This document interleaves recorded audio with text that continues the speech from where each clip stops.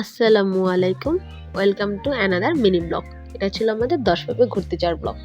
তো এই দিন সারাদিন ঘুরলাম, সারাদিন না সারা বিকেল ঘুরলাম, কি করলাম এটাই নিয়ে একটা ছোট্ট মিনি ব্লগ।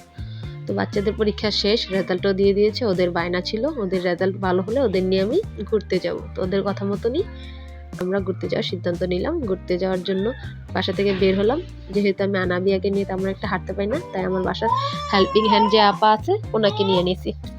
যেহেতু বাচ্চার বাবা শুক্রবার ছাড়া থাকে না, আর ওই জায়গাটাতে শুক্রবার অনেক ভিড় হয়, এর জন্য আমরা শুক্রবার ছাড়াই যাওয়ার সিদ্ধান্ত নিই। রিক্সা করে যাওয়া লাগে, আমরা এখানে রিক্সা করে গেলাম। তো আমরা ওইখানে এসে প্রথমে ওদের নিয়ে এই রাইডটাতে উঠাই দিই।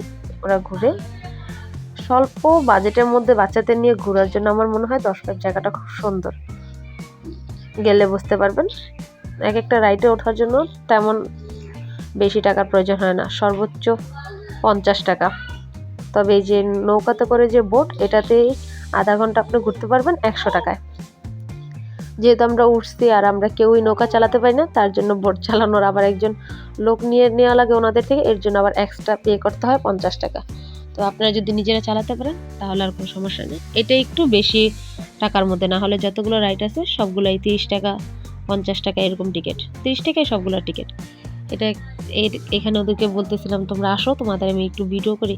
তো আসিফা রাগ করেছিল, ওই যে ও পিছলা খাবে, ওইখানে ওঠানো আগ পর্যন্ত ওর মোড আর ঠিক হয়নি।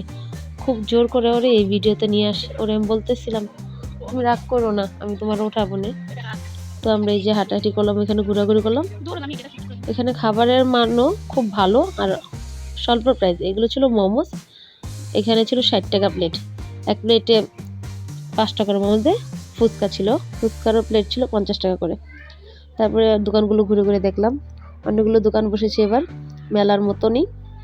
এখানে অনেক কিছু ছিল, পুতুল ছিল, বাচ্চাদের কাপড় চোপড় ছিল, ব্যাগ ছিল, আর অনেক কিছু ছিল। এবার আবার নতুন করে যোগ হয়েছে ভূতের ঘর। তারপর আবার ঘোড়া আনছি দেখলাম, ঘোড়াতে ওঠে যারা ওঠার। অবশেষে চলে গেলাম আমরা ওদের সেই কাঙ্ক্ষিত জায়গা, যে জায়গাতে যাওয়ার জন্য ওরা এখানে শুধু যেতে যায়। এখানে নিয়ে এই রুমটাতে ওদের ঢুকিয়ে দিলাম।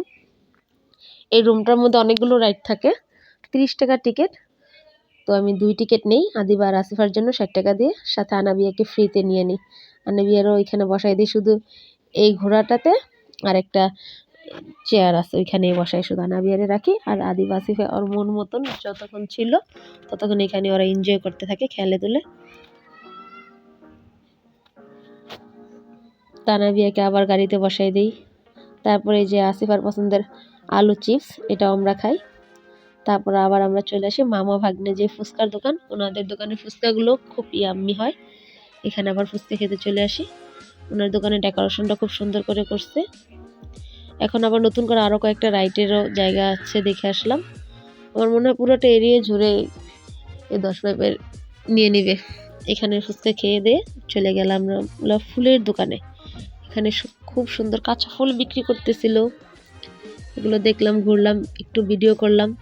তারপর আসিফার পছন্দের লুচি আর চপ ছিল, সবচেয়ে দাম মনে হয় এই খাবারগুলোই। 10 টাকা পিস লুচি ছিল আর চপ ছিল। তারপরে এই যে পানিপুরি খেতে আসলাম, ইন্ডিয়ান পানিপুরি, মাত্র 5 টাকা পিস, এটাও অসাধারণ ছিল। তারপরে এই দোকানে আমরা ওনার গান শুনলাম কিছুক্ষণ, উনি গান গাইলে। তারপর এখান থেকে আমরা চলে আসলাম।